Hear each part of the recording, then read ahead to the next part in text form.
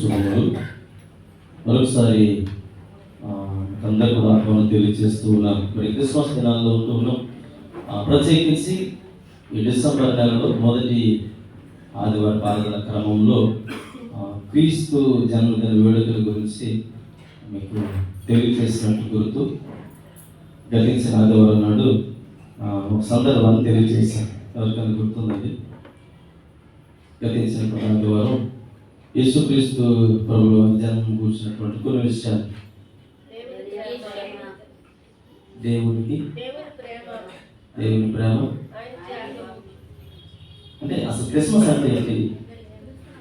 Christmas అంటే క్రీస్తుని అంటే గతించిన ఆదివారం యేసుక్రీస్తు ప్రభువు వారు గురించినటువంటి అంటే ఈ క్రిస్మస్ దినాల గురించి క్రైస్తవులు కూడా కొన్ని విషయాలు ఇది క్యాజువల్గా చేస్తున్నాం కాబట్టి అందరూ చేస్తున్నారు, మనం కూడా చేస్తూ ఉన్నాం. అది క్రిస్మస్ పండుగ అనేది వస్తూ ఉంది, ప్రతి సంవత్సరం వస్తూ పోతూ ఉంటుంది. అంత మాత్రమే కాదు, కానీ మనందరికీ ఉన్నటువంటి అపోహ ఏంటంటే క్రిస్మస్ అనగానే కొన్ని రకాలైనటువంటి ఆచార సాంప్రదాయాలకు ఎడిక్ట్ అయిపోయాం. జ్వరం అనగానే ఏ ట్యాబ్లెట్ వేసుకుంటారు? పారాసిటమాల్ ఏం తీసుకోవాలి, మామూలుగా ఇంకా వేరే ట్యాబ్లెట్స్ ఉన్నాయి కదా. అంటే ఇప్పుడు స్టమక్ పెయిన్ వస్తే దాంట్లో ట్యాబ్లెట్ ఉంది. అంటే ఇలా కొన్నిసార్లు మనం ఏమనుకుంటామంటే, ఒకవేళ ఎవరైనా వచ్చి పొరపాటు మనకి నాకు తలనొప్పి వస్తుందంటే పారాసిటమాల్ వేసుకో అన్నారు అనుకోండి, వెంటనే ఏమంటారు చూసి, అరే తలనొప్పికి ఎవరైనా పారాసిటమాల్ వేసుకుంటారు? ఆగు, నీకు ఎవరు చెప్పారు అది తప్పు అంటారు. జ్వరం వచ్చినప్పుడు ఏమి వేసుకుంటారు? కొన్ని సెటరైజన్ వేసుకుంటారు.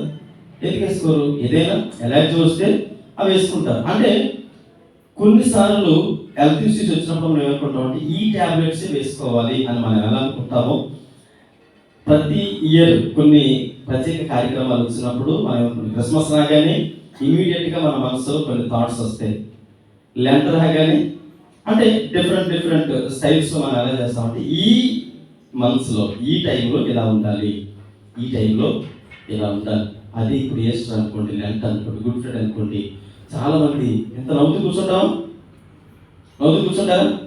అప్పుడు మన మొహంలో ఉన్నటువంటి కవలికలు మారిపోతాయి, మన ఆలోచన విధానాలు మారిపోతాయి. ఒకవేళ పక్కన ఎవరైనా ఏమంటారు, నవ్వుతున్నారు, 7 మాటలు చెప్పినప్పుడు ఏదో చిన్న జోకేశాను, అక్కడ యేసు ప్రభువు వారి గురించి 7 మాటలు చెప్తూ ఉంటాయి. అంటే ఇక్కడ మన ఎగ్జైట్మెంట్ ఎలా ఉంటుందంటే ఆ సందర్భానికి అలా ఎడిక్ట్ అయిపోయాం. కొన్ని పరిస్థితులు మన మైండ్లో ఫీడ్ చేసుకోవడం వలన కొన్ని వారాల క్రితం నేను మీకు కొన్ని విషయాలు తెలియజేశాను. బిడ్డ భూమి మీద పుట్టిన తర్వాత వారి మైండ్లో కొన్ని కోట్ల ఏముంటాయి, మనం ఏదైతే చూసామో సంఘటన చూసింది వాళ్ళ మైండ్లో ఫీడ్ అయిపోద్ది. చిన్నతనం నుంచి విని లేదా చూసి ఆలోచించినటువంటి విషయాలన్నీ కూడా మైండ్లో ఫీడ్ అవుతాయి. ఇక్కడే ఉన్నారు మీరు చాలామంది. అమెరికాలో ఉండేటువంటి కొన్ని ప్రదేశాలు ఎవరికైనా తెలుసా? నేను ఏదైనా సందర్భం ఏదైనా ప్లేస్ చెప్పాను అనుకోండి, చెప్పినప్పుడు మీ మైండ్లో స్ట్రైక్ అవ్వదు. ఎందుకని? ఆ స్టోరేజ్ అనేది లేదు కనుక. అది కాసేపు ఒక 3 రోడ్ల జంక్షన్ చెప్పాను అనుకోండి, వెంటనే మనం ఎక్కడే ఉంటాం కానీ మైండ్లో అది లోడ్ చేయబడి, ఫీడ్ చేయబడి ఉంది. ఈరోజు మన ఆలోచన విధానాలు మనుషులు కొన్నిసార్లు అంటారు, వీడు మొద్దుడండి, మొద్దుదండి, ఎన్నిసార్లు చెప్పినా అంతే అంటారు. అంటే ఆ స్టోరేజ్లోకి వెళ్ళట్లేదు, తీసుకోవడానికి ప్రయత్నం చేయటం లేదు. ఈరోజు దేవుని వాక్యం అనేది ఎలా మనం అర్థం చేసుకోవాలి, ఏ విధంగా దేవుని వాక్యాన్ని మనం అలవరుచుకోవాలి? ఆచార సాంప్రదాయంగా కాదు, కానీ వాక్య విరుద్ధమైనటువంటి నడవడికి అలవాటు పడిపోయాం కనుక మార్పు చెందడం అనేది కొద్దిగా కష్టమే. ఇంక్లూడింగ్ మీరు మాత్రమే, నేను కూడా అంతే. ఒక రకమైనటువంటి ఆలోచన విధానాలకు అలవాటు పడిపోయాం కనుక వాటి నుంచి బయటపడడానికి చాలా టైం పడుతుంది. కాకపోతే నెమ్మదిగా వాక్యపు లోతుల్లోకి వెళ్ళి చూస్తే నిజాలు, వాస్తవాలు అంటారు కదా, అవి ఖచ్చితంగా మన హృదయానికి కళ్ళుకు కట్టినట్టుగా వాక్యం అనేది చూపిస్తూ ఉంది. చాలాసార్లు చూడండి, మీకు అర్థమవడం తెలియజేస్తాను. కొన్నిసార్లు కొంతమంది పేషెంట్ల దగ్గరికి వెళ్తాం, ఇక్కడ ఉన్న వాళ్ళందరూ కూడా ఎంబీబీఎస్ చేసిన వారు అయిపోతారు. అప్పుడు పేషెంట్ల దగ్గరికి వెళ్ళినప్పుడు వాళ్ళకి ఏదో యాక్సిడెంట్ అయింది, కాలు ఇరిపోయిందో, చెయ్యి ఇరిపోయింది, సంథింగ్ ఏదో అయింది. వాళ్ళు ఎక్స్రే ఫిల్మ్ తీసుకొచ్చి మన చేతికి ఇస్తారు.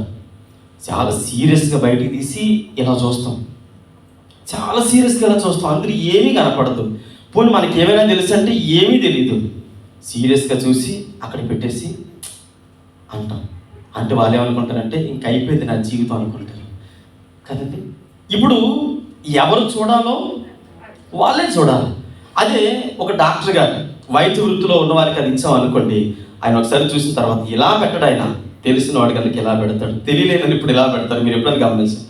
ఆయన ఇలా చూసి అమ్మ క్రాక్స్ పడ్డాయి, కొద్దిగా ఇబ్బంది ఉంది, పర్లేదు, నో ప్రాబ్లం అని చెప్తారు. తెలియలేని వాళ్ళు అయితే ఇవేమీ చెప్పరు, పైకి పెట్టి చూసి అంటారు. ఎక్కడున్న పేషెంట్కి సగం ప్రాణం అప్పుడే పోతాయి. ఎందుకు నేను మీకు ఈ విషయాలు తెలియజేస్తానంటే, వాక్యం అనేది మనకు అర్థమయ్యేటువంటి రీతిలో అర్థం చేసుకుంటూ ఉన్నాం. అంత మాత్రమే కాదు, వాక్యాన్ని ఎలా అలవరుచుకోవాలో ప్రయత్నం చేయాలి. వాక్యాన్ని ఎప్పుడు కూడా అక్షరార్థంగా చూస్తూ వాక్యానికి ఆచార సాంప్రదాయాలతో కూడినటువంటి అలవాటుగా మన భక్తి జీవితంలో దాచుకుంటే ఖచ్చితంగా ఎడిక్ట్ అయిపోతాం.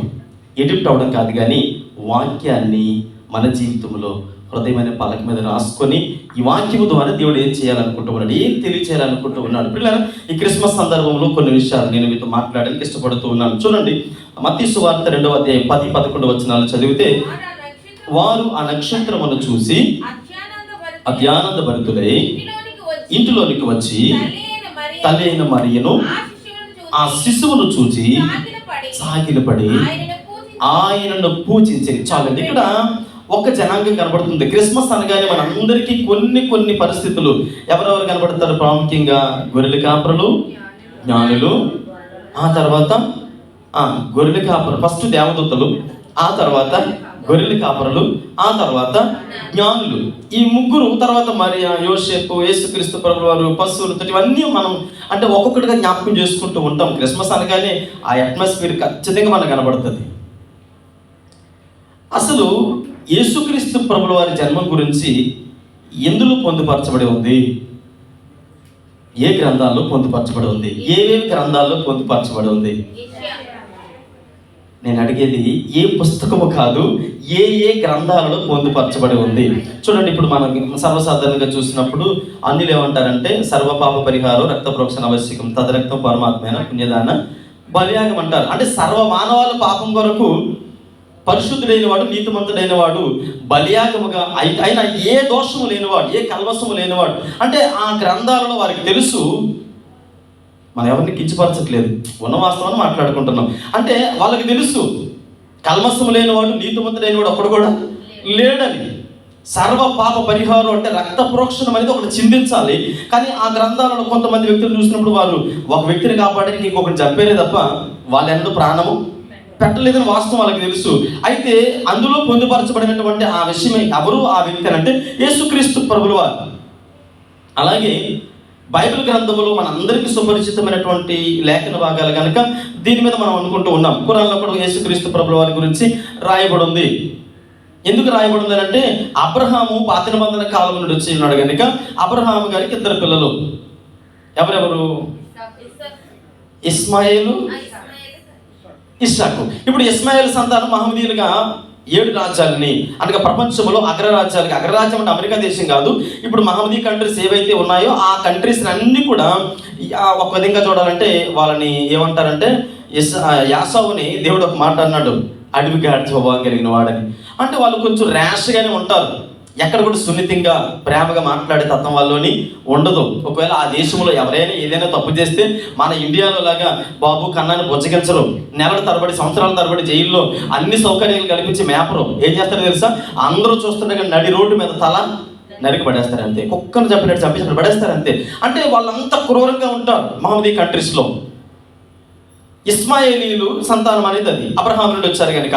ఇస్సాకు నుండి వచ్చినటువంటి సంతానం ఇజ్రాయేల్ జనాంగం అంటారు. ఇలా మనం జ్ఞాపకం చేసుకున్నటువంటి సందర్భాలు చూస్తే, ఇప్పుడు ఈ లోకంలో మనం జ్ఞాపకం చేసుకున్నప్పుడు ఈ పరిస్థితులన్నీ కూడా జ్ఞాపకం చేసుకుంటే మనము జ్ఞాపకం చేసుకోవలసినటువంటి సందర్భము అబ్రహాము గారి దగ్గర నుంచి వచ్చినటువంటి ఆ పరిపాలన విధానాన్ని చూసుకుంటున్నప్పుడు 7 రాజ్యాలు 7 రాజ్యాలు అంటే ఏంటంటే అగ్రరాజ్యాలుగా బైబిల్లో 7 రాజ్యాలు ప్రథమ రాజ్యాలు ఉన్నాయి. ఎవరికైనా ఐడియా ఉందా? 7 ప్రథమ రాజ్యాలు బైబిల్లో పొందుపరచబడినటువంటి రాజ్యాలు. మొట్టమొదటిగా ఐగుప్తు దేశము, ఆ తర్వాత బబులోను మహాసామ్రాజ్యము, మాదీయ పార్షిక సామ్రాజ్యము, ఆ తర్వాత గ్రీక్ సామ్రాజ్యము, ఆ తర్వాత రోమా సామ్రాజ్యము. మరి మిగిలిన 2 సామ్రాజ్యాలు ఇప్పుడు మనము అనుభవిస్తున్నటువంటి మంత్రులు, బియ్యములు, సీఎముల రాజ్యము. ఆ తర్వాత రాబోయేటువంటి రాజ్యం ఏది? యేసుక్రీస్తు ప్రభుల వారి యొక్క పరిపాలన రాజ్యం. ఇప్పుడు 7 రాజ్యాలు కూడా బైబిల్ గ్రంథంలో పొందుపరచబడినటువంటి గ్రంథాలు. ఈ బైబిల్ గ్రంథంలో 7 రాజ్యాల గురించి పొందుపరచబడ్డారు. అయితే మీరు అడగొచ్చు, మరి సీఎంల గురించి, ప్రధానమంత్రి గురించి బైబిల్ ఉందండి? మీ పైన అధికారులుగా ఉన్నవారికి తిరగబడండి అని ఉందా? అంటే ఇప్పుడు దేవుడు ఇచ్చినటువంటి అధికారం, ఏ అధికారము కూడా మనుషుల వల్ల వచ్చింది కాదు, కానీ అది దేవుడే ఇచ్చాడు. అందుకని నెబుకద్నెజరు విషయంలో దేవుడు అధికారం ఇచ్చిన తర్వాత కొంచెం గర్వించగానే ఆయనకి ఇవ్వాల్సినటువంటి పనిష్మెంట్ ఆయనకి ఇస్తాడు. అంటే ఇప్పుడున్నటువంటి మన రాష్ట్ర, దేశ, ప్రపంచంలో అధికారులు ఎవరైతే ఉన్నారో వారు పరిపాలన విధానం అనేది వారు మీసాలు తిప్పితే వచ్చింది కాదు. ఎవరిచ్చారు? దేవుడిచ్చినటువంటి అధికారము. కనుక ఇప్పుడు ఇది 6వ రాజ్యము. 7వ రాజ్యం అనేది క్రీస్తు రాజ్యము రాబోతూ ఉంది. ఆ పరిపాలన విధానం చాలా వ్యత్యాసంగా ఉంటుంది. అందులో మనందరం కూడా ఉండడానికి సిద్ధపడాలి. ఇప్పుడు 7 సామ్రాజ్యాలలో ప్రథమముగా మనందరం జ్ఞాపకం చేసుకున్నటువంటి, ఈ రోజు మీకు పరిచయం చేయాలనుకున్నటువంటి సామ్రాజ్యము మాదీయ పార్షిక సామ్రాజ్యం. 3వ సామ్రాజ్యం గురించి జ్ఞాపకం చేసుకుందాం. ఎందుకు 3వ సామ్రాజ్యం గురించి జ్ఞాపకం చేసుకోవాలి? ఐగుప్తు గురించి జ్ఞాపకం చేసుకోమా? ఐగుప్తు గురించి ఎప్పటికప్పుడు జ్ఞాపకం చేసుకుంటాం. ఎందుకని? మోసే గారు వాళ్ళందరినీ విమోచన కలిగి తీసుకొచ్చాడు కనుక. ఆ తర్వాత బబులోను గురించి ఎప్పుడు జ్ఞాపకం చేసుకుంటాం? దానియేలు గారి గురించి జ్ఞాపకం చేసుకుంటాం. మరి మాదీ పార్షిక సామ్రాజ్యంలో జరిగినటువంటి పరిస్థితులు, పరిణామాలు ఏంటి అని ఆలోచన చేస్తే, ఈ మాదీయ పార్షిక సామ్రాజ్యం ఏదైతే ఉందో ఆ మాదీ పార్షిక సామ్రాజ్య పరిపాలన విధానంలో మన భారతదేశం కూడా కొంతవరకు, మన భారతదేశం మీద కూడా వాళ్ళు కొంతవరకు అధికారం చలాయించారు అని వ్యాఖ్యానకర్తలు, అదే రీతిగా చరిత్రకారులు కూడా తెలియజేస్తూ ఉన్నారు. అంటే భారతదేశంలో కొంత భాగాన్ని వారు పరిపాలించారట. అంతా కాదు కానీ కొంతవరకు అజమాయిషీ అనేది భారతదేశం మీద వారి అధికారంలో చలాయించినట్లుగా మనము చరిత్రలోను వ్యాఖ్యానకర్తల యొక్క వ్యాఖ్యానాల్లో చూస్తూ ఉంటాం. అందుకని దానియేలు గ్రంథంలో జ్ఞాపకం చేసుకుంటున్నప్పుడు మాదీ పార్షిక సామ్రాజ్యానికి దేవుడిచ్చినటువంటి సింబాలికల్ ఒక గుర్తు ఉంది, ఒక సింబల్ ఒకటి ఉంది. ఏంటి ఆ సింబల్? బంగారమా, రాగ, వెండ. వెండికి మాదీ సామ్రాజ్యం, ఈ రాజ్యాన్ని చూసినప్పుడు వెండితో పోల్చాడు దేవుడు. ఈ వెండితో పోల్చబడినటువంటి ఈ రాజ్యము మనం జ్ఞాపకం చేసుకున్నప్పుడు వారికి ఉండేటువంటి మతం ఒకటి ఉంది. వారి మతాన్ని ఏమంటారంటే ఇక్కడ మనం జ్ఞాపకం చేసుకున్నప్పుడు పార్షిక మతం అంటారు. మాదీ పార్షిక సామ్రాజ్యంలో వారి మతాన్ని, వారు ఆచరించిన మతం ఏంటంటే పార్షిక మతము. జండవేస్త అనేటువంటి ఒక రకమైనటువంటి గ్రంథాన్ని వారు చదువుతూ ఉండేవారు. ఈరోజు మనం బైబిల్ గ్రంథాన్ని ఎలా చదువుతూ ఉన్నామో, హిందువులు రామాయణము, మహాభారతం ఎలా చదువుతూ ఉన్నారు, మహమ్మదీయులు ఖురాన్ ఎలా చదువుతూ ఉన్నారు, ఈ మాదీ పార్షిక సామ్రాజ్యంలో వారు జండహస్త అనేటువంటి ఒక గ్రంథాన్ని చదివేవారట. ఆ గ్రంథంలో ఏమని రాయబడి ఉందంటే, కన్యక గర్భవతి కుమారుని కంటుంది. ఇప్పుడు మీరు ఎలా గుర్తించగలరు అనంటే, ఒక వింత అయినటువంటి నక్షత్రము మీకు దారి చూపిస్తుంది. ఒక వింత అయినటువంటి నక్షత్రము ఆ కుమారుడు అనగా మెస్సీగా పుట్టినటువంటి వ్యక్తిని ఎక్కడ జన్మించాడో ఆ వ్యక్తికి ఆధారాలతో కూడినటువంటి చక్కటి దిక్చూచిగా ఉండి మిమ్మల్ని తీసుకుని వెళ్తాది అని ఈ జండవేస్త అనేటువంటి గ్రంథములో పొందుపరచబడినప్పుడు వీళ్ళందరూ కూడా చదువుతూ ఉన్నారు. జోరస్టైన్ అనేటువంటి ఆ వ్యక్తి రచించారట. జోరస్టైన్ అనేటువంటి వ్యక్తి చెప్పినటువంటి మాటలన్నీ కూడా గ్రంథంలో పొందుపరచబడ్డారు. కొన్ని సంవత్సరాలు గడిచిపోయింది, వీళ్ళు చదువుతూ ఉన్నారు. ఒకానొక దినము సడన్గా ఒక వింతైనటువంటి ఆకారం కనపడింది. ప్రపంచంలో ఎన్నడూ ఎప్పుడు చూడలేదు. ఇందాక నేను చెప్పాను చూడండి, ఒక పేషెంట్ దగ్గరికి వెళ్ళినప్పుడు ఆ ఫిలిము మనం చూస్తే మనకేం అర్థం అవ్వదు. అదే ఒక డాక్టర్ చూశారనుకోండి, ఏం చేస్తారు? వెంటనే దాన్ని గుర్తించగలుగుతారు. మనం చూస్తే మనకు అస్థిపంజరమే కనపడుతుంది, ఆయన చూస్తే అందులో ఉండేటువంటి లోపాలు కనపడతాయి. అలా ఆ నక్షత్రాన్ని అందరూ చూశారు కానీ ఈ జోరస్టైన్ రాసినటువంటి ఆ గ్రంథం ఏదైతే ఉందో ఆ గ్రంథాన్ని చదివినటువంటి మాదీ పార్షిక దేశంలో ఉన్నటువంటి జ్ఞానులుగా, తత్వవేత్తలుగా పిలువబడేవారు. నిజానికి వీరు మనం జ్ఞాపకం చేసుకున్నప్పుడు ఏమంటారంటే వీరిని పూజారులు అంటారట. ఏమంటారు? అంత మాత్రమే కాదు, వీళ్ళకి ఉన్నటువంటి కొన్ని బిరుదులు జోరస్టన్ గారు ఇచ్చారు. యేసుక్రీస్తు ప్రభువు వారు రక్షకుడిగా జన్మిస్తాడని వీరు నక్షత్రాన్ని చూసుకొని వస్తారనేటువంటి విషయాలు మనం జ్ఞాపకం చేసుకుంటే, పిల్లరా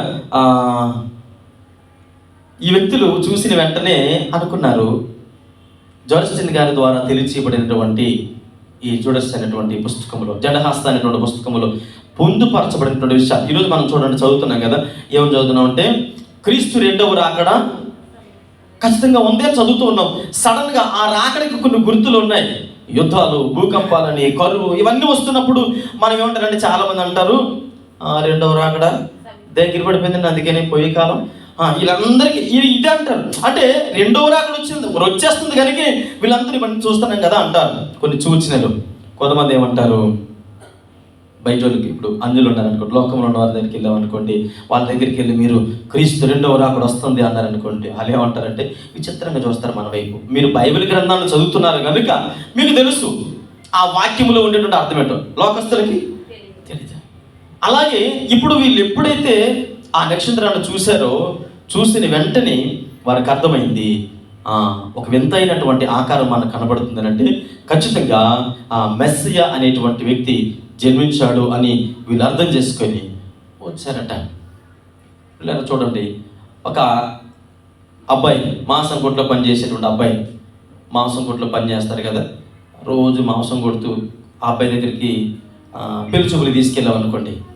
పెళ్లి చూపులు తీసుకెళ్ళి అమ్మాయిని చూపిస్తే, అరే అమ్మాయి చూడు అన్నాం అనుకోండి, ఆయనకు ఒక లాంగ్వేజ్ ఉంటుంది.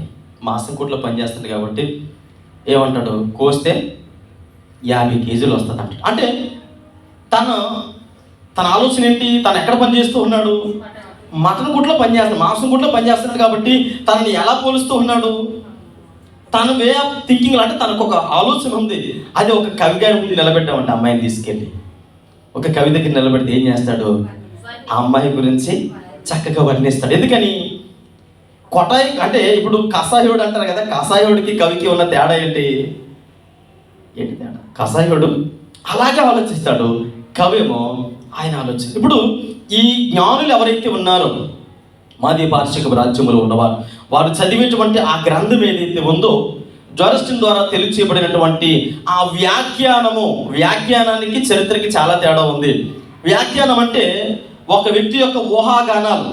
ఇప్పుడు మన మందిరం గురించి ఏదైనా స్టోరీ రాయాలనుకోండి, అమ్మ మీకు నచ్చినటువంటి అసైన్మెంట్, మీ అందరికీ అసైన్మెంట్ ఇస్తున్నాను, సాయంత్రం వచ్చినప్పుడు మన మందిర పరిచర్య గురించి లేదా మన మందిరం గురించి మీకు ఏం తెలుసో మీరు రాయండి అన్నాను అనుకోండి. అదేంటి, మీరు ఇంటి దగ్గర కూర్చొని ఆ సంవత్సరంలో స్టార్ట్ అయింది, అప్పుడు అలాగా వాళ్ళు చేశారు అంటే ఇప్పుడు మీరు ఏం చేస్తారు, ఊహించుకొని రాస్తూ ఉన్నారు. ఇది వ్యాఖ్యానం, మీ మనసులో నుంచి వచ్చిన ఆలోచనలు. అంటే చరిత్ర అంటే చర్చిలో పుట్టి పెరిగి ఇప్పటి వరకు ఉన్నవారు ఏం చేస్తారంటే, ఏమంటే 1982 సంవత్సరాలు ఏం జరిగింది తెలుసా, ఇప్పుడు వాళ్ళు చరిత్రను తెలియజేస్తున్నారు. చరిత్రకి వ్యాఖ్యానానికి చాలా తేడా ఉంది. వ్యాఖ్యానాలు బైబిల్ గ్రంథాన్ని పోల్చుకొని అనేక రకాల వ్యాఖ్యానాలు వచ్చి ఎవరికి నచ్చిన వ్యాఖ్యానాలు రాస్తున్నారు. జ్ఞానులు నలుగురు కాదు, ముగ్గురు కాదు, ఇద్దరు కాదు, 10 మందిని ఒకరు రాస్తాడు. అంటే ముగ్గురే ఉన్నారని ఒకరు రాస్తాడు. ఇది వ్యాఖ్యానము, ఊహాగానాల ద్వారా వచ్చేది. కానీ చరిత్ర అనేది ఖచ్చితంగా ఆధారాలతో కూడింది. అది మాది పార్శ్విక రాజ్యములో జడహస్త అనేటువంటి గ్రంథములో పొందుపరచబడినటువంటి చరిత్ర, జోరస్టన్ గారి ద్వారా తెలియచేయబడినటువంటి చరిత్ర. ఇప్పుడు ఆ జ్ఞానులు నక్షత్రాన్ని చూసిన తర్వాత వింతైనటువంటి ఆకారాన్ని చూశారు. కవిలాగా ఇప్పుడు యేసుక్రీస్తు ప్రభుల వారి గురించి మన ప్రయాణమును ముందుకు కొనసాగించినట్లుగా మనం చూడగలుగుతూ ఉన్నాం. ఇక్కడ మనం జ్ఞాపకం చేసుకుంటే జ్యోతిష్య శాస్త్రం అంటారు. వారిని ఎందుకు జ్ఞానులు అని పిలిచారనంటే, ఒకటి జ్యోతిష్య శాస్త్రము, రెండవది సంఖ్యా శాస్త్రము, ఖగోళ శాస్త్రం అంటాం కదా. ఖగోళ శాస్త్రంలోని జ్యోతిష శాస్త్రంలోని రెండిటిలోని ప్రావీణ్యత సంపాదించిన వారు, మరలా చెబుతూ ఉన్నా, ఖగోళ శాస్త్రంలోని జ్యోతిష్య శాస్త్రంలోని ప్రావీణ్యత సంపాదించిన వారు. వీళ్ళు మూఢనమ్మకాలు అంటే ఏది తోస్తే అది చెప్పారు, ఇదిగో ఆ కిటికీ అక్కడ ఉందా అది తీసే, ఇలాంటివి చెప్పరు. వాళ్ళు ఏం చెప్తారంటే వాస్తవాన్ని వాస్తవంగా కంటికి కట్టినట్లుగా చెబుతారు. ఏది కల్పించినవి చెప్పరు, ఏది తీసివేసేవి కూడా చెప్పరు. ఈ జ్ఞానులు అంటే ఎందుకు జ్ఞానులుగా పిలువబడ్డారు అనడానికి ఆధారాలు ఏంటంటే జోరస్టన్ గారు చెబుతూ ఉన్నారు వీళ్ళ గురించి. వీళ్ళు ఖగోళ శాస్త్రంలో ప్రావీణ్యత సంపాదించారు.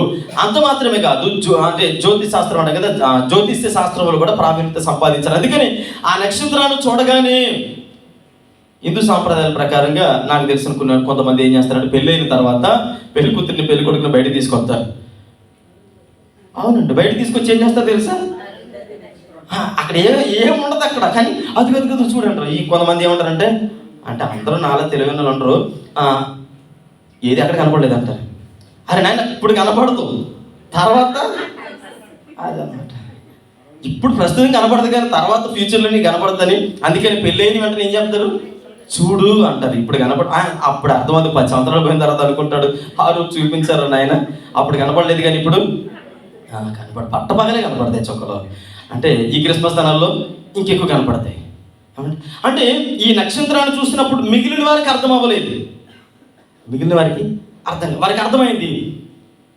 దేవుడు తెలియచేసినటువంటి ప్రతి లేఖన భాగమును క్షుణ్ణంగా చదివిన తర్వాత వీరు వచ్చారట. పిల్లరా, ఆ రాజ్యములో, ఏది మాదీయ పార్షిక రాజ్యములో ఉన్నటువంటి ఆచార సాంప్రదాయం లేదా వారికి ఉన్నటువంటి ఒక కట్టడ, ఖగోళ శాస్త్రములోని ఆ తర్వాత జ్యోతిష్య శాస్త్రములోని ప్రావీణ్యత సంపాదిస్తేనే ఖచ్చితంగా వారు జ్ఞానులుగా ఎంచబడతారు, రాజ్య వంశీకులుగా ఎంచబడతారు. అంతే తప్ప ఏమో 4 ముక్కలు చదివేసి వచ్చేస్తే ఆడి జ్ఞానిగా ఎంచబడడు. ఉదాహరణకి మీకు కొన్ని విషయాలు తెలియజేస్తాను. ఇజ్రాయెల్ దేశం ఏదైతే ఉందో, ఇప్పుడు మన ఇజ్రాయెల్ దేశంలో మేజర్ అయినటువంటి ప్రతి అబ్బాయి ఖచ్చితంగా 3 సంవత్సరాలు సైన్యంలో పనిచేయాలి. అమ్మాయి ఖచ్చితంగా 2 సంవత్సరాలు. లేదంటే నేను మిస్ ఇండియా పోటీలకు వెళ్తానంటే కాళ్ళు చేతులు కట్టేసి తలకిందలుగా ఎరగట్టేస్తారంట. ఏం చేస్తారు? ఖచ్చితంగా మేజర్ అయిన వెంటనే 2 సంవత్సరాలు అమ్మాయి సైన్యంలో పనిచేయాలి, అబ్బాయి 3 సంవత్సరాలు పనిచేయాలి. అందుకని కొన్ని దేశాలు ఇజ్రాయెల్ దేశాన్ని చూస్తే ఎందుకు భయపడుతున్నాయనంటే, భారతదేశంలో సైనికుల యొక్క సంఖ్య తెలిసిపోతూ ఉంది, అమెరికా దేశం యొక్క సైనికుల యొక్క సంఖ్య తెలిసిపోతుంది, మిగతా దేశాల సంఖ్యలు అన్నీ తెలుస్తూ ఉన్నాయి. కానీ ఇజ్రాయెల్ దేశంలో ఉండేటువంటి సైన్యం ఎంతమంది కూడా తెలియదట. కౌంటింగ్ ఉండదు. ఒక ఆవిడ స్కూల్లో టీచర్గా పనిచేస్తూ ఉంది, అలా బోధిస్తూ ఉండగా సడన్గా యుద్ధం వస్తే ఆ గన్న పట్టుకుని పరిగెత్తుకొని వస్తారు. ఎందుకని? ఆవిడ ఆల్రెడీ సైన్యంలో పనిచేసినటువంటి ట్రైనర్. ఒక ఆయన ఏదో కూరగాయల వ్యాపారం చేసుకుంటూ ఉన్నాడు, కూరగాయలు అమ్ముతుండగా సైన్యం అంటే యుద్ధం స్టార్ట్ అవగానే గన్నపట్టుకుని పరిగెత్తుకొని వస్తారు. అధునాతనమైనటువంటి ఆయుధాలతో సిద్ధపడినటువంటి చక్కటి తరబేతి పొందినటువంటి వ్యక్తి ప్రతి ఒక్కరూ. ఒక ఆవిడ వంట చేస్తూ ఉండగా యుద్ధం స్టార్ట్ అవగానే గన్నపట్టుకుని పరిగెత్తుకొని వస్తారు. అదే మన దేశంలో యుద్ధం ఎవరు చేస్తారు? బోర్డర్లో ఉంటారు. ఏమండి సైనికులు, రే నీకు ఏ రోగం వచ్చిందిరా, శుభ్రంగా ఉండడం మరి సైన్యంలోకి వెళ్తానంటే అంటారు. అంటే దేశ సంరక్షణ ప్రాముఖ్యం కాదు, కానీ తిను తాగు ఇక్కడే ఉండు, దేశం కోసం ఎవరు పనిచేయదు. కానీ ఇజ్రాయెల్ దేశంలో ప్రతి ఒక్కరూ సైన్యంలో పనిచేస్తారు కనుక అక్కడ లెక్క అనేది ఉండదు. దేవుడు ఇచ్చినటువంటి ఆశీర్వాదం వాళ్ళకి. అందుకని పిల్లలు యుద్ధానికి సిద్ధపడాలంటే, మన భారతదేశం యుద్ధానికి సిద్ధపడాలంటే దాదాపుగా నేను కొన్ని విషయాలు మీకు తెలియజేస్తాను. చూడండి, 7 నుంచి 9 నెలలు పడుతుందట. ఏదైనా దేశం మీదకి యుద్ధానికి వెళ్ళాలంటే 7 నుంచి 9 నెలలు సిద్ధపడాలట. యుద్ధానికి వెళ్ళడం కాదు, అంటే లోపల ప్లాన్స్ ఉంటాయి కదా, మ్యాప్లో ఇదిగో ఈ వైపు నుంచి ఆ వైపు నుంచి అటు నుంచి మీరు అటు ఇవన్నీ మ్యాప్లు వేయడానికి ఎన్ని నెలలు పడుతుంది? 7 నుండి 9 నెలలు పడుతుందట. అది అమెరికా దేశం అయితే 6 నెలలు పడుతుందట. ఎన్ని నెలలు? 6 నెలలు. మనకి 7 నుండి 9, వాళ్ళకి 6 నెలలు పడుతుంది. అదే ఇజ్రాయెల్ దేశం అయితే 24 అవర్స్. ఎన్ని గంటలు? 24 గంటల్లో యుద్ధానికి సిద్ధపడిపోతారట. వాళ్ళకి ఏం ఆలోచించరు. వారి దేశ సంరక్షణ, దేవుడు వారికి ఇచ్చినటువంటి ఆస్తిని కాపాడుకోవడం వారి పని.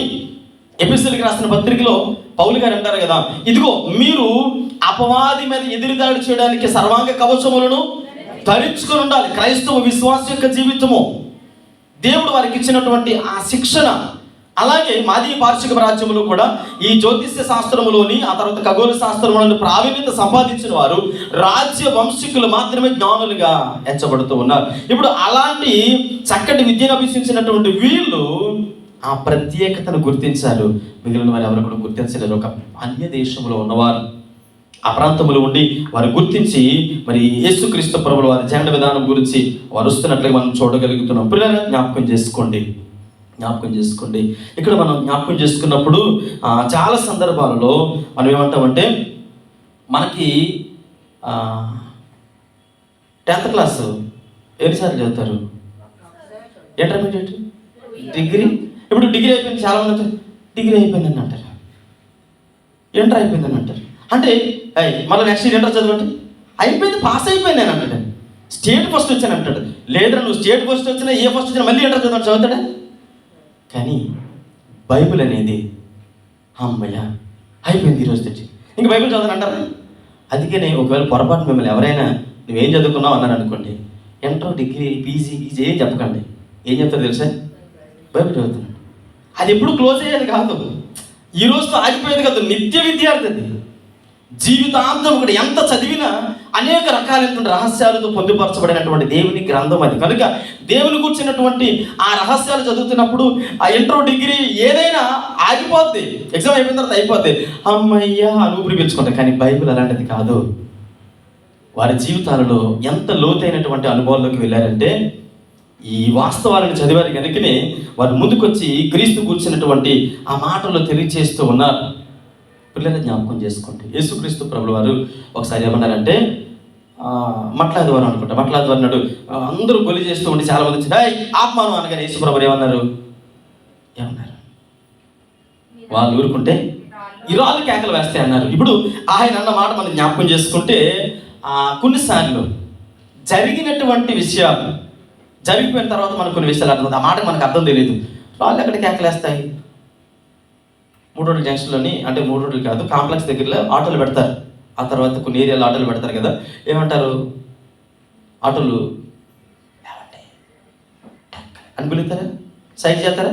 అలా సైడ్ చేస్తే ఏం చేస్తారు? అక్కడే ఊరి తీసేస్తారు. ఏమండి అంటారు, చూపిస్తారా? చూపించరా? ఎందుకని? ఆయన సైడ్ చేస్తున్నాడు కాబట్టి. అదే పెద్ద నోరు పెట్టుకుని ఏమంటారు? ఏమంటే టెక్కలే అని అరుస్తారు కదా, అరుస్తారా? ఇప్పుడు దానికి బదులు పెద్ద రాయి తీసుకుని వెళ్ళి ఆటోలో పెట్టి నువ్వు వరు అంటే అరుస్తుంది. మరి యేసుక్రీస్తు ప్రభువులు ఏమన్నారు? మీరు కాపుగా వీళ్ళు కాకపోతే రాళ్ళు కేకలు వేస్తాయి. మరి రాళ్ళు కేకలు వేస్తాయా? రాళ్ళు కేకలు వేస్తాయా? ఎలా కేకలు వేస్తాయి? మరి ఎలా మనం తెలుసుకోవడం అంటే వ్యాఖ్యానకర్తలు మనకు తెలియజేసినటువంటి విధానం, మన సౌలభ్యం కోసం రాసినటువంటి విషయాలు, అంటే బైబిల్ గ్రంథంలో ఉండేటువంటి ఈ మాటలు మనం జ్ఞాపకం చేసుకుంటున్నప్పుడు రాళ్ళు కేకల గురించి కీర్తనకారుడు ఒకసారి ఏమంటాడంటే, అయ్యా యెషయా గ్రంథంలో కూడా ఒక చోట ఏమని రాయబడి ఉంటుందంటే, ఆయన త్రోవ పక్కనే, అంటే చూడండి తృణీకరించబడినటువంటి రాయ మనందరికీ అర్థమయ్యేటువంటి భాషలోకి వస్తే మూలకి తలరాయ. మరి అక్కడ వరకు వెళ్తూ యేసుక్రీస్తు ప్రభువు వారిని సమాధిలో పెట్టి రాయటం పడిస్తే ఆ రాయ నేను తొలగిపోతున్నాను అని ఎవరికైనా చెప్పిందా? వచ్చిన ఉదయాన్ని వాళ్ళందరూ కూడా వచ్చిన వెంటనే ఏమన్నారు తెలుసా? ఏది రాయా అంటే ఇప్పుడు రాయి ఏం చెబుతూ ఉంది? నేను క్రీస్తుకి మార్గమును సరళం చేశాను అంటే ఆ క్రీస్తుకి ఆ రాయి తెలియజేసిన అనేకులకు చెబుతూ ఉంది, నేను క్రీస్తుకి అడ్డంగా ఉండలేనయ్యా. పిల్లలు ఇక్కడ మనం జ్ఞాపకం చేసుకుంటే ఒకప్పుడు మనందరం కూడా వ్యర్థమైనటువంటి రాళ్ళమే, అవునా కాదా? యేసుక్రీస్తు అంటే దేవాది దేవుడు మనల్ని ఎక్కడి నుంచి తీశాడు? ఆకాశంలో నుండి ఇలా తీసి తయారు చేశారా? మట్టిలో నుండి తయారు చేస్తారు. అంటే ఇప్పుడు ఆ రాళ్ళలో నుండి నల్ల మట్టి, ఎర్ర మట్టి, ఆ తర్వాత రకరకాల మట్టిలో నుంచి ఇప్పుడు ఆ రాళ్ళలో నుంచి తీసినటువంటి మనల్ని ఏం చేస్తాడు? తన జీవాత్మను నాసిక రంధ్రాల్లో ఉంచాడు. పనికి రానటువంటి రాళ్ళము, వ్యర్థమైనటువంటి రాళ్ళము, ఏ యోగ్యత లేనటువంటి రాళ్ళం మనము. కానీ ఒకప్పుడు అలా ఉన్నటువంటి మనల్ని ఇప్పుడు ఏ రాళ్ళుగా తీసాడు? ఆయన యోగ్యమైనటువంటి రాళ్ళుగా చేశారు. ఒకప్పుడు యేసుక్రీస్తు ప్రభుల వారి గురించి ఎవరైనా చెప్పారు? యేసు ప్రభు వారి గురించి ఎవరైనా మాట్లాడారా? ఇప్పుడు మౌత్ ఇస్తే యేసు ప్రభు వారి గురించి ఏం చెప్తారు? ఒకప్పుడు పనికిరానటువంటి వారిని, వ్యర్థమైనటువంటి రాళ్ళగా ఉన్నటువంటి మనలను, జీవము లేనటువంటి నిష్ప్రయోజనమైనటువంటి రాళ్ళగా ఉన్న మనలను అనేకులకు ప్రకటించేవారిగా, అనేకులకి మరి క్రీస్తు గురించి తెలియజేసేవారిగా, మాదిరికరమైనటువంటి శిల్పాలుగా తయారు చేశాడు ఆయన. హల్లెలూయా. వ్యర్థమైనటువంటి రాళ్ళైనటువంటి మనలను శిల్పాలుగా తయారు చేసి, ఇదిగో వాళ్ళు కాదయా, ఇప్పుడు ఈ రాళ్ళు ఏవైతే ఉన్నాయో వీళ్ళు నా గురించి ప్రకటిస్తూ ఉన్నారు, వ్యర్థమైనటువంటి రాళ్ళు, అనేకులకి క్రీస్తు సువార్తను తెలియజేసేటువంటి వారిగా ఆయన మనకి మాట్లాడుతున్నట్లు జ్ఞాపకం చేసుకుంటూ ఉన్నాం. పిల్లల జరిగిపోయిన తర్వాత ఎలా తెలుస్తుంది? జరగక ముందు కొన్ని విషయాలు తెలీదు. ఈ ప్రవచనం వాకి యేసుప్రభు చెప్పేశారు, ఇప్పుడు జరుగుతూ ఉంది, మనకు అర్థమవుతుంది తెలుసుకున్న తర్వాత. అబ్రహాం గారి గురించి మనం ఆలోచన చేస్తే, అబ్రహాం గారి దగ్గరికి వచ్చి దేవుడు అన్నాడు నీకు పిల్లలు ఇస్తానంటే ఎవరి దేవుని మాట విని సారము 18వ అధ్యాయంలో నవ్వింది. కానీ సారు ఒక మెట్టు ముందుకెళ్ళి, ఏ సారు? అబ్రహాం సార్ గారు ఒక మెట్టు ముందుకెళ్ళి 17వ అధ్యాయం 17వ వచనంలోనే ఆల్రెడీ నవ్వాడట. అంటే దేవుడి మాటకి అబ్రహాం గారు 17వ ఆదికాండంలో చదివితే అక్కడ ఏమన్నాడే, అబ్రహాం ఆల్రెడీ ఏ వయసు అయిపోయింది, 100 సంవత్సరాలు వస్తుంది, ఇప్పుడు నాకు పిల్లలు పుట్టడం ఏంటని నవ్వాడట. దేవుడు ఊరుకున్నాడు. సరే చూద్దామని ఈ 18వ అధ్యాయానికి వచ్చేటప్పటికి అక్కడ కూడా సారం గారు నవ్విందండి. కాబట్టి దేవుడు ఊరుకోలేదు. అంటే నేనంటే మీకు ఎటకారంగా ఉంది, కామెడీగా ఉందా? అమ్మా ఏమ్మా సారా, నాకు అసాధ్యమైనది ఏదైనా ఉందా? యెహోవాకు అసాధ్యమైన కార్యం ఏదైనా ఉందా? సరే అది జరిగినప్పుడు నెక్స్ట్ స్టెప్ నీ ఏట ఒక 12 బిడ్డలు చూస్తుంది కదా, అప్పుడు తెలుస్తుంది. అంటే జరిగిపోయిన తర్వాత చూసేటువంటి సంగతులు. ఇప్పుడు చదివిన విషయాలు ఏవైతే ఉన్నాయో అది జరుగుతూ ఉంది, వాళ్ళు చూస్తూ ఉన్నారు. చదివిన ప్రతి విషయం మన హృదయంలో పొందుపరచబడితే ఆచారబద్ధంగా కాకుండా ఆచరణగా ఎప్పుడైతే మనం అవలంబిస్తామో చదివిన విషయము ఖచ్చితంగా జరగబోయేటువంటి విషయాలు ఏవైతే ఉన్నాయో ఖచ్చితంగా గుర్తించగలము. వీరు అది గుర్తించారు. ఇక్కడ మనం జ్ఞాపకం చేసుకున్నప్పుడు పేతురు గారు అంటారు కదా, అయ్యా మమ్మల్ని సజీవమైనటువంటి రాళ్ళుగా చేశాం, ఆత్మీయమైనటువంటి అనుభవాల ద్వారా మీ ఆత్మాభిషేకం ద్వారా మమ్మల్ని ఆత్మ సంబంధమైనటువంటి శిల్పాలుగా మమ్మల్ని తయారు చేసామని పేతురు భక్తుడు ఒకనొక సమయంలో మాట్లాడుతూ ఉన్నారు. లేదా ఇక్కడ మనం జ్ఞాపకం చేసుకుంటే జర్సిన్ గారి యొక్క ఆ గ్రంథం, ఆయన రాసినటువంటి ఆ గ్రంథంలో చూసినటువంటి ఈ మాది పార్షిక జ్ఞానులు ఎవరైతే ఉన్నారో వారు మరి క్రీస్తు యొక్క ప్రయాణం గురించి, క్రీస్తుని దర్శించడం కోసం బయలుదేరినట్లుగా మనం చూడగలుగుతూ ఉన్నాం. ప్రియులను మా జ్ఞాపకం చేసుకుంటే మరలా చెబుతూ ఉన్నాను, వారు జ్యోతిష శాస్త్రంలోని ఆ తర్వాత ఖగోళ శాస్త్రంలోని చక్కటి ప్రావీణ్యతను సంపాదించుకొని మరి ఉన్నారని తెలియజేస్తున్న వారిని మాత్రమే పూజారులుగా, జ్ఞానులుగా అంగీకరిస్తారు. ఎలాగైతే ఇజ్రాయెల్ దేశంలో 2 సంవత్సరాలు మగ ఆడపిల్లలు, 3 సంవత్సరాలు మగపిల్లలు సైన్యంలో పనిచేస్తేనే వాళ్ళకి ఆ దేశంలో గుర్తింపు అనేది ఉంటుంది. అలాగే మరి ఇక్కడ కూడా వీళ్ళకి ఆ 2 శాస్త్రాలలో ప్రావీణ్యత ఉంటేనే వారిని జ్ఞానులుగా, మాజీ పార్శ్వ రాజ్యపు పూజారులుగా ఆ దేశం అంగీకరిస్తున్నట్లుగా మరి చరిత్రకారులు, వ్యాఖ్యానకర్తలు కూడా తెలియజేస్తున్నట్లుగా మనం జ్ఞాపకం చేసుకుంటూ ఉన్నాం. అయితే వ్యాఖ్యానకర్తలు అబ్రహాం గారి గురించి ఏం చెబుతూ ఉన్నారు? ఆయన ఏ ప్రాంతపు వాడు? కల్దీల దేశము నుండి వచ్చారు ఆయన. నిజానికి కల్దీల దేశంలో అబ్రహాం గారి తండ్రి తెరాహు గురించి చాలా మంది ఏమంటారంటే వ్యాఖ్యానకర్తలు, అదే చెప్పాను చూడండి, వ్యాఖ్యానానికి ఆ చరిత్రకి తేడా ఉంది. వ్యాఖ్యానం అనేది ఊహించి రాసేది, చరిత్ర అనేది పొందుపరచబడిన ఆధారాలతో. ఇప్పుడు వ్యాఖ్యానకర్తలు ఏమని రాస్తారంటే, తెరాహు గారు ఇక్కడ కల్దీల ప్రాంతంలో ఆయన ఏం చేసేవాడంటే ఒక దేవాలయంలో పనిచేసేవాడట. కల్దీలు అనగా ఇప్పుడు ఐగుప్తీయులేమో సూర్యదేవుణ్ణి ఆరాధిస్తారు, కల్దీలేమో చంద్రదేవుణ్ణి ఆరాధిస్తారు. మరలా చెప్తున్నాను, ఐగుప్తులు సూర్య నమస్కారాలు, సూర్యదేవతలను ఆరాధిస్తారు, కల్దీలేమో చంద్రదేవుణ్ణి ఆరాధిస్తారు. ఇప్పుడు చంద్రదేవుని యొక్క మందిరంలో తెరాహు గారు నన్నేరు అనేటువంటి దేవాలయం, నన్నేరు లెగాల్ అనేటువంటి గుడిలో ఎవరు పని చేసేవారంట? తెరాహు గారు ఆ విగ్రహం దగ్గర ప్రతిరోజు నైవేద్యాన్ని తీసుకెళ్లి పెట్టడం, అబ్రహాం గారు చూడటం, ఇలా జరుగుతూ ఉండేది. ఇప్పుడు అబ్రహాం గారికి వచ్చినటువంటి డౌట్ ఏంటంటే, ఇక్కడ పెడుతున్నటువంటిది ఎవరు తినడం లేదు, మా నాన్నగారు రోజు పెడుతున్నారు కానీ తినడం లేదు. కాబట్టి తినేటువంటి దేవుడు అప్పుడు ఉన్నాడు, అంటే మాట్లాడేటువంటి దేవుడు అప్పుడు ఉన్నాడు, మన సమస్యలు తీర్చేటువంటి దేవుడు అప్పుడు ఉన్నాడు. ఇప్పుడు తెరాహు ఆ నన్నేరు లింగాలైనటువంటి దేవాలయంలో పనిచేస్తున్నప్పుడు చంద్రదేవుడు అంటారు. అంటే ఈవినింగ్ చాలా మంది అంటారు కదా, తలదోవకు ఆ దేవుడు ఇప్పుడు భోజనం చేస్తున్నాడు కాబట్టి తలంటికలు పెడితే ఉదయం నుంచి ఆకలితో ఉన్నాడు కాబట్టి కడుపు కాల్చుకున్నాడు, మళ్ళీ రేపు సాయంత్రం దాకా ఆయన భోజనం. అమ్మ నేను ఎవరిని కించపరచడం లేదు, నా చిన్నతనంలో అందరూ చెప్పిన విషయాలే చెబుతున్నాను. ఇప్పటికీ చాలా మంది నమ్ముతారు. సాయంత్రం ఈవినింగ్ అంటే 5 నుంచి 6 గంటల టైంలో తల దువ్వనవారు ఎవరు కూడా భోజనం చేసే టైం అంటారు. మన భోజనం టైం ఇప్పుడు 7 నుండి 8 గంటల మధ్యలో, కానీ ఆయన టైము 5 నుండి 6 గంటల టైం. అంటే ఇప్పుడు ఈయన అలా పనిచేస్తున్నప్పుడు అబ్రహాం గారి గురించినటువంటి ఆలోచన చరిత్రకారులు, వ్యాఖ్యానకర్తలు తెలియజేసినటువంటి విషయాలు, ఈయన నైవేద్యం పెట్టేటువంటి విషయాలు అక్కడ తీసుకొచ్చిన తర్వాత అబ్రహాం గారికి డౌట్ వచ్చింది. ఏ డౌట్ వచ్చింది? ఈయన ఎవరు?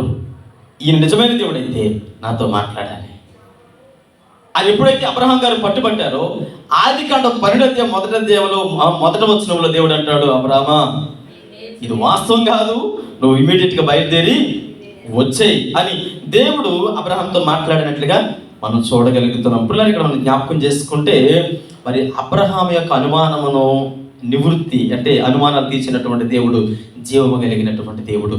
జ్ఞానులు చదువుతూ ఉన్నారు, కానీ అర్థం కాదు, ఎప్పుడు జరుగుతుందో తెలియలేదు. అయితే ఎప్పుడైతే చదివిన విషయాలను హృదయంలో తలపోసుకున్నారో, ఈ జొరస్టిన్ గారు రాసినటువంటి గ్రంథంలో ఉన్నటువంటి ప్రతి విషయాన్ని కూడా వారికి కన్నుకు కంటినట్లుగా.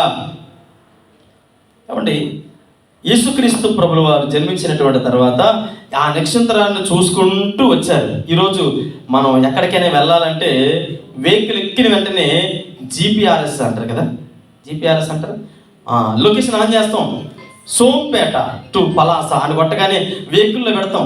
ఎదరగా పెట్టగానే ఇదేం చేస్తుంది, మనం అడగవసరం లేదు, ప్లీజ్ లెఫ్ట్ అంటది. మనకి లెఫ్ట్ కట్ అవ్వాలంటది. ఇంకొక కొంత దూరం తర్వాత రైట్ కట్ అవ్వమంటది. ఇంకొక 10 మీటర్స్ అంటది, 15 మీటర్స్ అంటే 5 మీటర్స్ 2 మీటర్స్ ఎందుకు చెప్తూ ఉంటుంది, లొకేషన్ మనకి చెప్తూ ఉంటుంది. ఇంకొక 15 మినిట్స్లో మీరు రీచ్ అయిపోతారంటది. అక్కడికి వెళ్ళగానే 0 వస్తుంది, అంటే కరెక్ట్గా రీచ్ అయ్యాం. ఎవరు చూపిస్తున్నారు, జీపీఆర్ఎస్. మరి ఆనాటి జ్ఞానులకి జీపీఆర్ఎస్ ఎవరు, నక్షత్రము. ఈరోజు మనకి డిస్ప్లే ఏంటి, సెల్ ఫోన్. అప్పుడు డిస్ప్లే ఏంటి తెలుసా, ఆకాశం. ఆకాశంలో ఆ విచిత్రమైనటువంటి వింతైనటువంటి ఆ నక్షత్రం ఏదైతే ఉందో జీపీఆర్ఎస్ వాళ్ళకి. అలా స్క్రీన్ చూసుకుంటూ ఎన్ని సంవత్సరాలు ప్రయాణం చేశారు, 2 సంవత్సరాలు ప్రయాణం చేశారట. ఒక మాట అడుగుతాను, ఇప్పుడు వాళ్ళు ఏ వంశాల నుంచి వచ్చారని చెప్పాను, రాజవంశికులు. అబ్రహాం గారి ఇంట్లో పని వాళ్ళు ఎంతమంది, అబ్రహాం గారి ఇంట్లో దాసదాసీల సంఖ్య, అయ్యో, అబ్రహాం గారి ఇంట్లో దాసదాసీల సంఖ్య 300 మంది పనివారు ఉన్నారన్నారు కదా. ఇప్పుడు అబ్రహాం గారి ఇంట్లో 300 మంది పనివారు ఉంటే, ఇప్పుడు రాజవంశికులు, జ్ఞానులు, జ్యోతిష శాస్త్రంలో పాండిత్యం సంపాదించిన వారు, ఖగోళ శాస్త్రంలో పేరు ప్రఖ్యాతులు సంపాదించిన వారు, అంటే వీళ్ళు అనేక రీతులుగా పేరు సంపాదించిన వారు. అంటే 3 మాత్రమే ఒంటిల మీద వస్తారా? ఇప్పుడు వాళ్ళు ఒకరు ఉన్నారనుకోండి, ఒకరికి 2 పని వాళ్ళు ఉంటారు, వాళ్ళిద్దరికి ఇంకొకరు. అంటే ఇప్పుడు వీళ్ళు తినడానికి, వండుకోవడానికి, తర్వాత గుడారాలు 2 సంవత్సరాల ప్రయాణం అంటే 2 జతల బట్టలు కట్టుకొని వచ్చేస్తారా? రారు కదా. అంటే ఖచ్చితంగా ఒక పెద్ద గుంపే వాళ్ళతో ప్రయాణమై వచ్చి ఉండాలి, అవునా కదా. వ్యాఖ్యానకర్తలు ఏమంటారంటే, కొంతమంది 4 వచ్చారంటారు. ఆ 4లో ఒక ఆయన క్రిస్మస్ తాత అంటారు. అంటే నేను ఇప్పుడు వేరేలా చెప్పట్లేదు, మీకు అర్థం చేసుకోవడం ప్రయత్నించండి. వీళ్ళు ఆ దేశం నుండి యేసుక్రీస్తు ప్రభుల వారి ఆ ఆధారాలతో కూడినటువంటి పరిస్థితులన్నీ ఎరిగి ప్రయాణమై వస్తున్నారు అని అంటే, ఒక్కలే ఒంటరిగా రారు. వాళ్ళకి దేహ సంరక్షకులు, ఆహారాన్ని అందించేవారు, పానీయాలు అందించేవారు, ఒంట్లకి మేతలు పెట్టేవారు, వంటలు చేసేవారు, ఆ తర్వాత వీళ్ళకి ప్రొటెక్షన్గా నిలిచేవారు. వీళ్ళందరితో కలుపుకొని దాదాపుగా కొద్దిపాటి ఒక గ్రామ సంఖ్య అనుకుంటాను నాకు తెలిసి, ఇజ్రాయెల్ జనాంగం అంత కాకపోయినా. ఇప్పుడు చూడండి, ఐగుప్తుకి వెళ్ళారు కదా, 75 మంది, ఎంతమందో 70 మంది, అలాగే కొద్ది సంఖ్య వచ్చారు. కానీ వ్యాఖ్యానకర్తలు మాత్రము ఆ 3 ఎందుకు 3? అలా ఇప్పుడు చూడండి, మన రాష్ట్ర ముఖ్యమంత్రి ఎవరండి, మంత్రులు ఎంతమంది అండి, క్యాబినెట్లో మంత్రులు ఉంటారు కదా, ఎంతమంది మంత్రులు ఉంటారు, అదేనమాట. అంటే ఇప్పుడు వాళ్ళ పేర్లు పర్టికులర్గా చెప్పలేం, కానీ ఏమంటే ఒక్కొక్క శాఖ ఒక్కొక్క మంత్రి అయితే ఉంటాడండి. కొన్నిసార్లు అయితే 2-3 శాఖలు కూడా ఒక మంత్రి చేస్తాం. మొత్తానికి అయితే మంత్రులు ఉంటారు, కానీ వాళ్ళ పేర్లు మనకి తెలీదు. అందుకని ఈ 3 జ్ఞానులు యేసుక్రీస్తు ప్రభుల వారిని చూడడానికి వచ్చినటువంటి మెయిన్ అన్నమాట.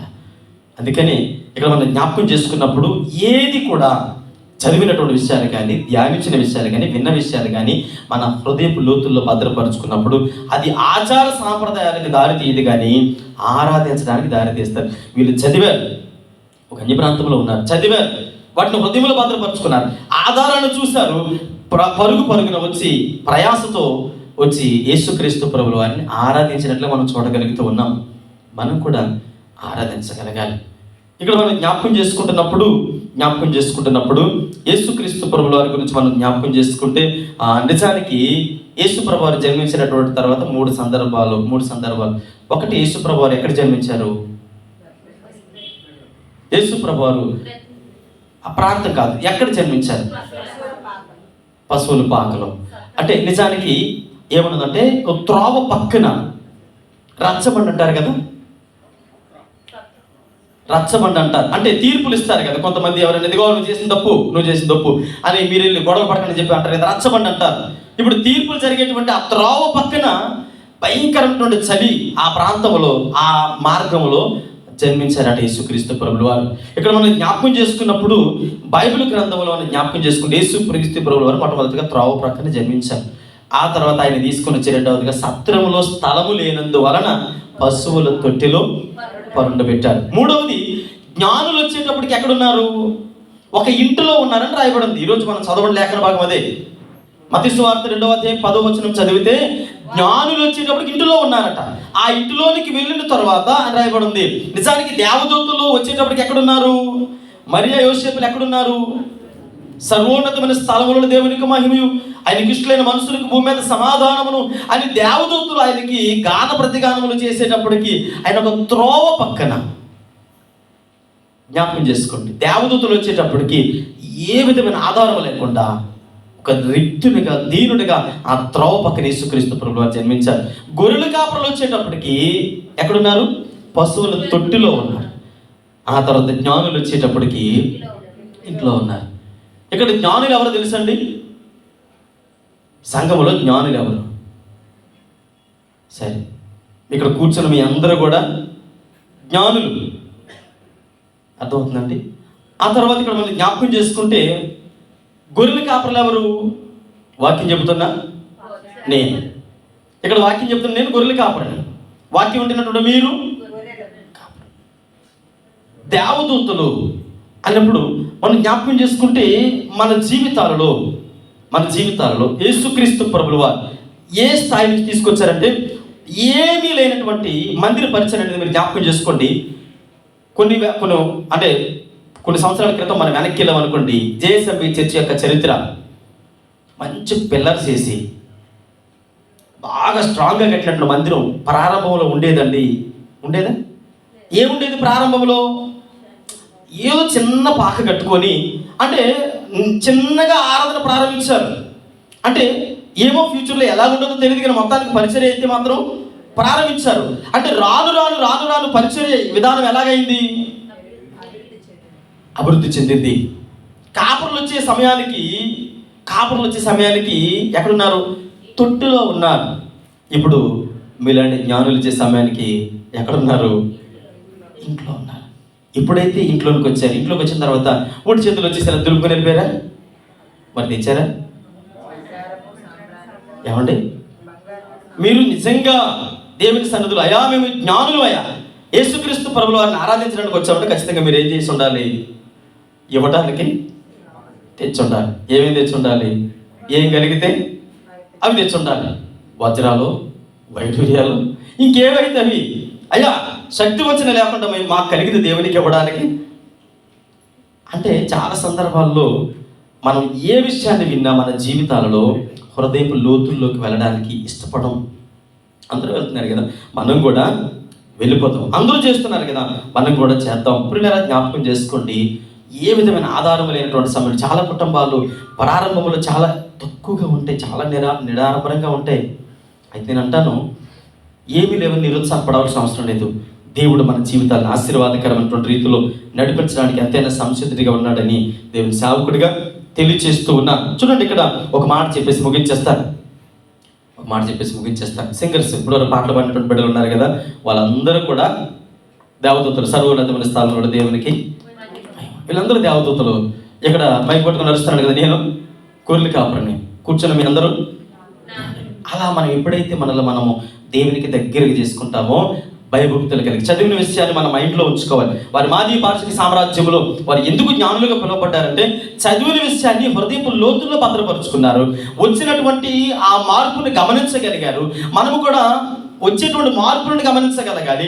ఆధ్యాత్మిక భక్తి జీవితాన్ని అభివృద్ధి పరచుకోవడానికి ప్రయత్నించాలి. గుడ్డే తేలి చేలో పడినట్టుగా అందరితో పాటుగా హ్యాపీ క్రిస్మస్, మేరీ క్రిస్మస్ అది కాదు.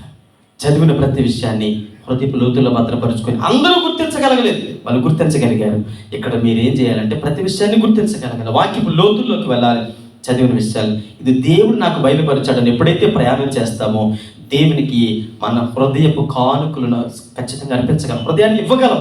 విరిగి నలిగిన హృదయాలతో శ్రేష్టమైనటువంటి ఈవులను, అయ్యా ఇదిగో నా జీవితం నీకు అర్పణగా ఇస్తూ ఉన్నానయ్యా, నాకు నేనేది కూడా నా దగ్గర నా స్థాయిని బట్టి నేను కనిపించట్లేదు, దాచుకోవట్లేదయ్యా, నీకు అర్పితం అయిపోతూ ఉన్నానని మన జీవితాలు దేవునికి సమర్పించుకునే వారిగా ఉండాలి.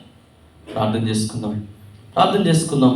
మరి ఈ మాదీ పాక్షిక రాజ్యములో ఉండేటువంటి చరిత్ర వ్యాఖ్యానకర్తలు తెలియచేసినటువంటి కొన్ని విషయాలు మత్తయి సువార్త 2వ అధ్యాయం 10-11 వచనాల నుంచి మనం నేర్చుకుందాం. పిల్లలు మన జీవితాలలో వారు లేఖనాలను చదవడం మాత్రమే కాదు, వాటిని అనుసరించారు, ఆచరించారు, ఆచరణలో పెట్టారు, దేవునికి విధేయులుగా ఉన్నారు. మరి మన జీవితాల్లో ఎలాంటి భక్తిని మనం కొనసాగిస్తున్నాం? తండ్రి మీకు వందనాలు, సర్వోన్నతుడ కృప కలిగిన ప్రభా మీకే మహిమ చెల్లిస్తూ ఉన్నాను. ఉదయకాల సమయంలో ప్రభా మా అందరితో మీరు మాట్లాడిన విధానం బట్టి మీకు వందనాలు. అయా మీరు ఇచ్చిన సంతోషము బహు గొప్పది, మా జీవితాలకు మీరు అనుగ్రహించినటువంటి ఆనందము వర్ణింప సఖ్యము కానిది ప్రభా.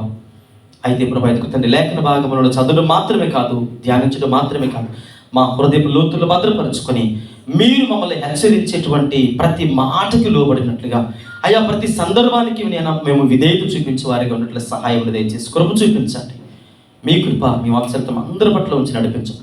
యేసు నామములో ప్రార్థించడానికి వేడుకుంటున్నాం తండ్రి, ఆమేన్.